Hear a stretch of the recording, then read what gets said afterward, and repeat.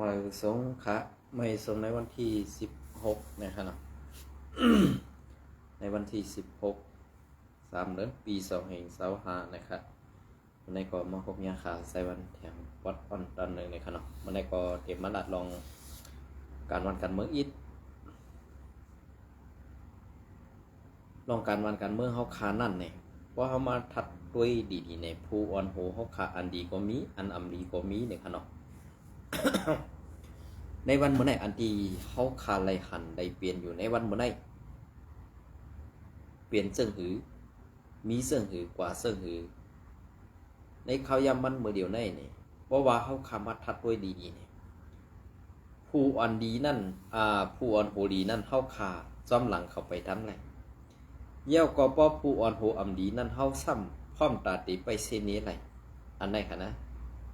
เส้นดังไกลเขาขามันมีอยู่2 เส้นดังไหนไว้กำใน2 เส้นทางอันที่เขาเฮ็ดและเขาสร้างอันเขาขาโกนเมืองควบทบญาอยู่ในวันเมื่อไหร่ล่ะเนี่ยเพราะอันเขาขาโกนเมืองเรียบเพี้ยนแต่ด้วยคตะด้วยถึงนั่นไหนคะเนาะคตะด้วยถึงนั่นเมื่อสนางเขามาเรียบเพี้ยนด้วยเมืองเปิ่นเย่าก็เขาขึ้นมาด้วยขึ้นตับศึกอันอยู่ในเมืองใต้เขาเพอก็ใครมีเสมึงเพอก็ใครอุปเปิงเสมึงอันไม่ก็ขาอำปองใส่ซ้อมกันเมืองใต้ค่ะนะการในการเมืองผมตุ่มมันเนี่ยซุ้มเลยอำเลียนซ้อมมันก็ซุ้มนั่นตื้นถี่ก่อยไว้นะ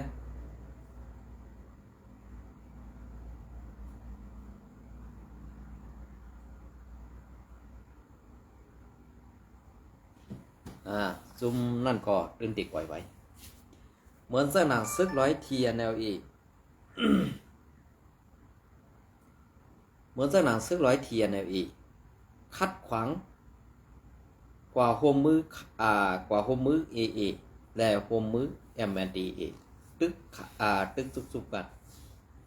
ในวันเมื่อไหร่อันซึกมันเลี้ยงปีสุจิตไว้ให้ปีสุจิตออกหน้าตึกซอมเป็นซึ่งกำในไผ่ซึกขังก็เป็นลูกซุ่มในมุกซุ่มFPNCC เมืองใต้ปอดหอง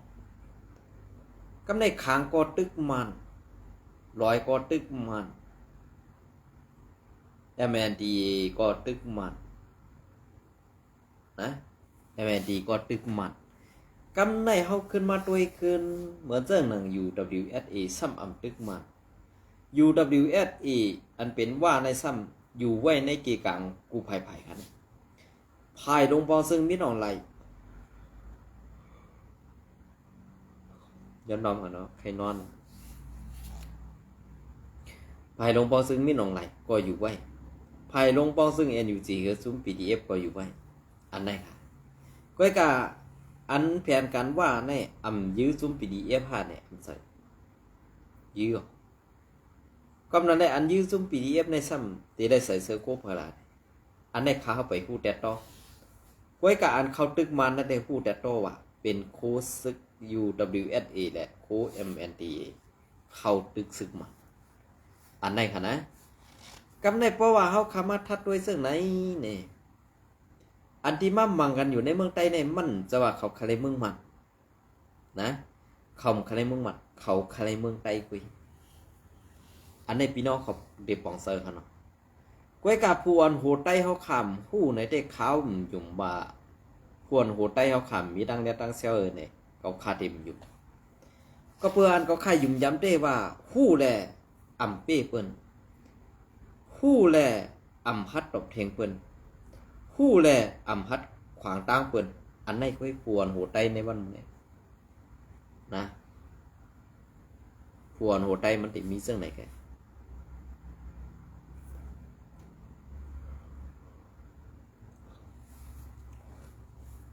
แต่ว่าพวนโหดได้เขาค่ะ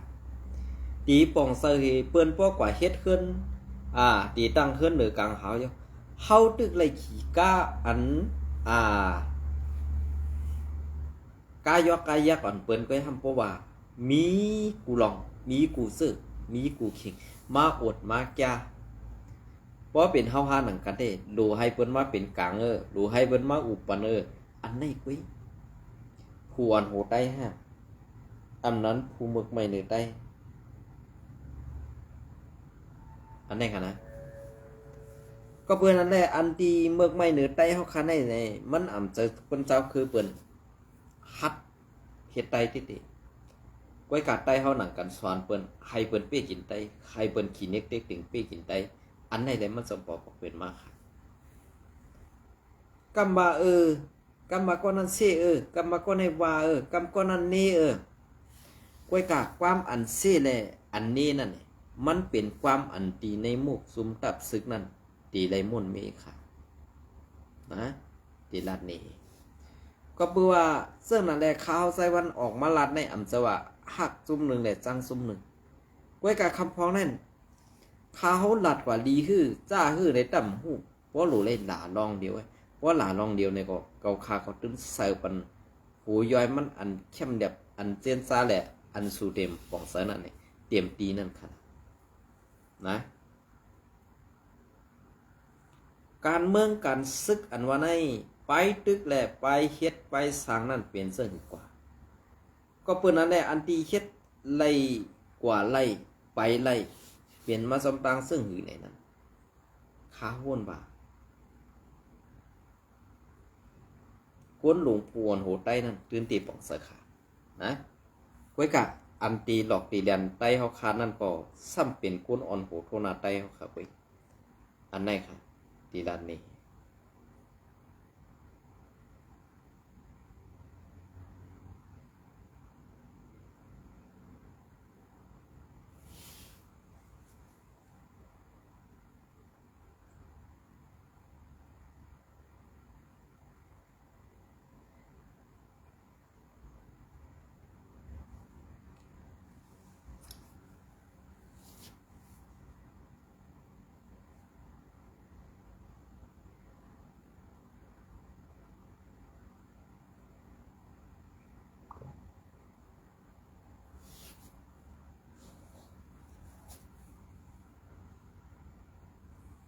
อ๋อค่ะอันไหนก็ตีมาพัดพอนี่พี่น้องขอกว่าอันไหนข่าวออกมาเหมือนในวันที่15นะครับเนาะตีเมืองกดนั่นย้อนทริกปลองเทียนอีกเก็บซึกตาตีตาเฮ็ดตับไปเว้งแหละโอนปืนตีไล่อ่อนกันไปแทงวันที่15 3 เดือนปี2525เนี่ยครับเนาะไล่ฮู้ว่าในเวงเมืองกุดอันซึกปลองเทียนแนวเอกเขาคุ้มกำไว้นั่นย้อนซึกเทียนเอกเขาอาธรรมะเก็บซึกใหม่ตาเฮ็ดตับไปแหลนหลินย้อนนำขาตับไปเวงแหล่เฮ็ดให้โกนเมืองในพื้นที่เขาไล่อ่อนกันเงื่องไปออกแทงว่าไหนตีเอาในวันที่6 เดือนมัดนั่นมารับซึกปลองเทียนในเขาติ๊กห้องผู้อุบเปื่องเว้งเมืองกุดเขามาหบทบเขาเสจี้สั่งให้เขาขอดพอดตับไปเว้งเสเก็บซึกสายหญิงซื้อมีอายุอาสาเกกลาง18 ต่อถึง45 ปีในแหล่เฮ็ดให้กวนเมืองในพื้นที่เขาไล่อ่อนกันเงื่องไปเพศึกแทงในอยู่เยาวเกิดก้อนหนึ่งลาดนี้นางไหนในวิจิเวงเมืองกุดในมีไว้หลายเสาคือเหมือนหนังไตมานดีซอเคขังลาหู5ลอวอมรูค่าลอวอเนี่ยมันปองไอ้สารเด็กกวนคือแหละเด็กเข้าหูขนาดก็เพิ่มยำได้ยินในขนาดก็ราคาแหล่แท่งหลายเจ้าคือตั้งนำแหล่เขาว่า1 เฮือนหลายเก็บ1 ก็แหล่มังซื้อซ้ำไปก่อนเย้า เหมือนเสื่องหนังการซึกเหมือนเสื่องหนังการซึกหนึ่งเฮือนเหล่าตีไหลปันหนึ่งก็เฮ็ดเจ้งในป้ออำปันก่อป้อปันไหลเงิน20 แสนปยาก่อเขาตีปล่อยปันในกวนพื้นที่ที่เขาลาดเหนนางในเมื่อในวันที่10 เดือนมัดป่นมานั่นก่อป่นมาในก่อผู้กวนปอกเว้งเมืองกูดเขาไล่ขึ้นซับแดงหนีกวนเมืองในปอกเขาสีให้วันที่12 เดือนมัด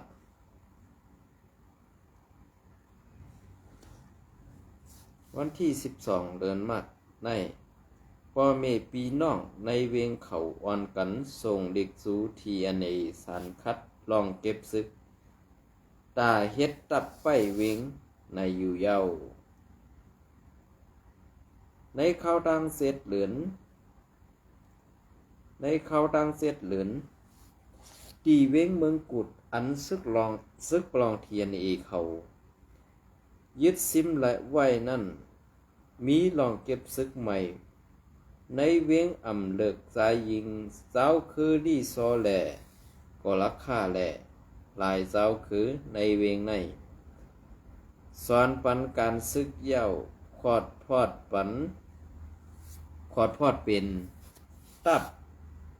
กองไว้ไหนโกนปืนที่เขาเต้ลาดเนนังไหนเพราะว่าตกเมืองกุดในซึ่งเอ็นเฮียงโกนในมีเป็นเปียวหาเมืองกุดนั่นเย้าเพราะว่าเป็นปลองเทียนแนวเอเขากว่าลี่ซอก็ราคาเขาก็กว่าเขาก็ไล่กว่าตีตับเขาการเก็บซึกในอยู่ใต้อำนาจซึกเทียนแนวเอเขากว่ากุยจุ้มซื้ออันตีปล่อยไว้ปันเว้งเก่าแลเก่าคากุยอันกึดไว้นั่นตีไล่ตึกต่อกว่าตีมีมาซึ่งนางในกุยว่าไหนไว้สีซึกลองเทียนเอแลตับซึกอมปองเขากุ้มกำไล่เว้งเมืองกุดเมื่อในวันที่24 เดือนปี2024พ้องกันพะยันซึก102 ปอกกำ2นั่นปอกกำ2นั่น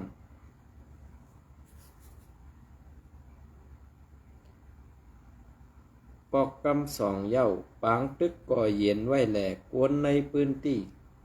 กำนำไล่ปอกเมื่ออยู่เสาคืนเฮือนเยเผยมันในเย้ากวนพื้นที่เขาลาดว่าเมินอ่อนตังกวนสู่ซ้ำกินยาเมากำในเว้งเมืองกูดเสือถูกที่ยอบนั่นก็ซึกเขาเก็บเอาไว้เสียไล่ส่งกว่าตีปางเสาเทียนเอสู้ซึกใหม่เย้าปันปังสอนการซึกในอยู่เย้าโอ้โหน้ำแก้วหน่อยยาวหนาวมอง